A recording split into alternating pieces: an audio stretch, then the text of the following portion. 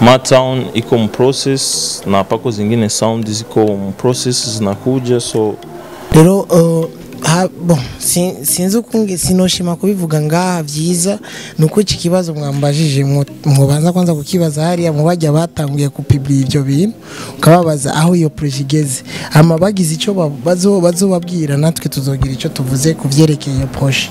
Kazi nyingi au ndogo, lakini kazi zitakuja tena, kazi nzuri, cause huyu mwaka tutaki kusema sana, tunataka tumike tu sana. Hello guys, it's your boy Adrianis Promoter. Nko mubibona turi kumwe na Ndaha TV. Aha anya turi ni hagati mu gisagara ca Bujumbura. Dufise amakuru yuko umugwi Best Life Music wobuje ahantu bita muri Via Hotel.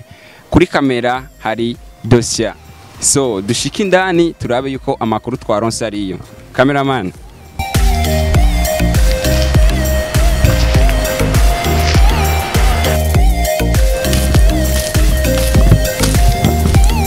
Bujumbura is my town, my town, my town. Yes sir, Freshie.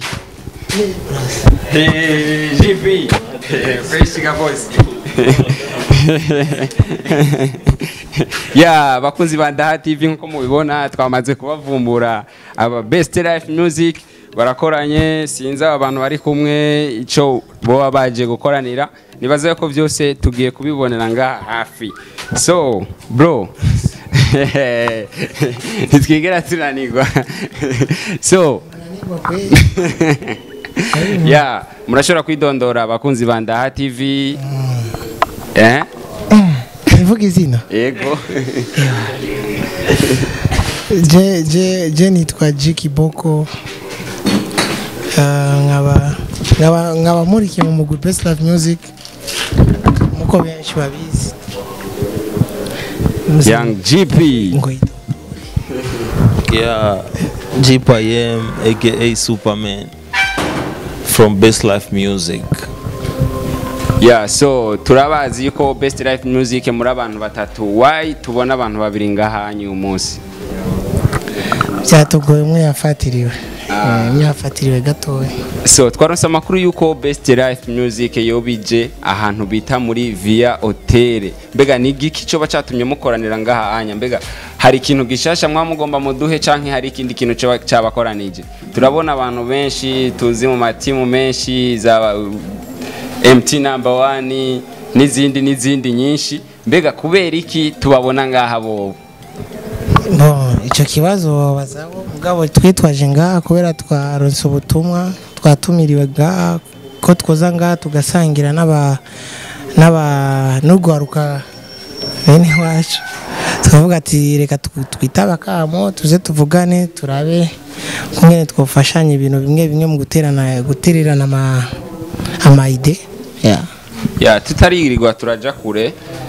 Turazi ko Best Life Music yagiye mu ihiganwa mu gihugu ca Amerika. Mbega vyahereye hehe ko duheruka baduhimiriza kubatora ntitwigeze tumenya iyo vyahereye, vyo bimeze gute? Urabona ijya higanwa ugerageje kuraba na muririmbyi n'umwe yagiye hariya bivanye ni periode twari turimwe ibintu vya corona, niyo mpamvu tutagiye natwe. Urumva mugabo ihiganwa ryabaye kandi ndibaza ababikurikiranira hafi barabonye abantu babashe gutahukana ikibanza cya mbere kubera twari turahiganwa mu ma best group ari muri Afrika, nitwabashe gutahukana ikibanza cya mbere. Abavuye aba mbere ni Sauti Sol, ariko ihiganwa ryaraheze. So iki kibazo ndacerekeza kuri Young GP. Turaherutse kubona indirimbo Mona Lisa featuring Best Life, bayihaye featuring indirimbo ni ya Young John featuring Best Life. Iwanyu twarabonye My Town, mbega video ya My Town igeze hehe? Mbega tuzoguma tubona ijya audio canke murafise projet yo gukora video? Yeah, projet ni nyingi sana, and Matown iko process na pako zingine sound ziko process zinakuja, so I hope 2021 itakuwa ni mwaka wenye tutatumika na tutatumika sana kwa fans wetu na wafanzi wa music hapa Burundi. yeah. Yeah. So juste iyi 2020 twitege ibikorwa byinshi bivuye kuri Best Life Music canke tuzobanza kubona video ya My Town. So hicho kitu naweza nikasema mjiandae kwa kazi za kuenea, cause siwezi nikasema kazi nyingi au ndogo, lakini kazi zitakuwa.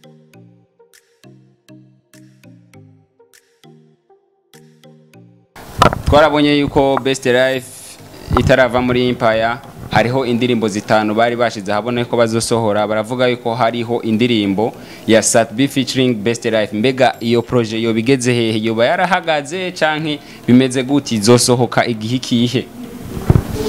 Bon, iyo projet sinoshima kuyivuga ko cyane kubera irafise ababijejwe, irafise abantu bayihagarikiye kubera yari indirimbo ndibaza yari ya Satb featuring Best Life.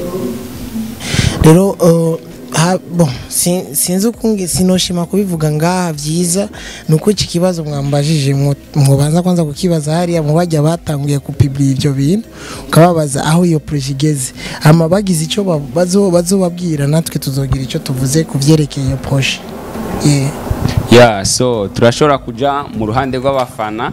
Turabona umuntu ngaha anya yitwa Orimix, benshi bamuzi ku izina rya Padiri. Mbega wewe ko tukuzi cyane uri kumwe na Satb n'abandi baririmbyi bagiye batandukanye, why tukubona ngaha anya muri kumwe na Best Life Music? En fait ndabafana kwanza, kandi ndakunda umuziki ndundi. Ni ibyo gusa. Ya abakunzi ba Ndaha TV, aba bantu nko mubabona novuga ngo nabantu novuga ngo bakurikirana umuziki ndundi hafi, nabantu novuga ngo bashigikira abaririmbyi bose babona ariko barabikora neza, abaririmbyi bariko bitwara neza. Turabona umuntu ngaha anya novuga ngo umuntu adasanzwe, tumuzi muri Team Wiz Nation ya MT number 1, tumuzi muri Team Satura, tumuzi muri Team Wiz Designer. Abantu benshi novuga ngo afasha ni benshi cyane. Turashobora kumuha kajyo nawe akivuga akazina akavuga impamvu yo yashitse hano hantu. Bonsoir, bonjour, bon après-midi. Jebanita Super Love. Nkafana umuziki ndundi ndumufana wa everybody ego. Ndumufana umuntu wari wese kabisa. Cyo gituma ndinga, cyo gituma ndi muri Wiz Nation, je sais pas où partout je suis. Ego. Cyo gituma. Yeah, so ndibaza yuko bakunzi ba Ndaha TV mwumvise impamvu abantu bakoraniye ngaha anya, mwumvise imigambi novuga ngo Best Life Music irikira bategurira muri no minsi no mu misiza.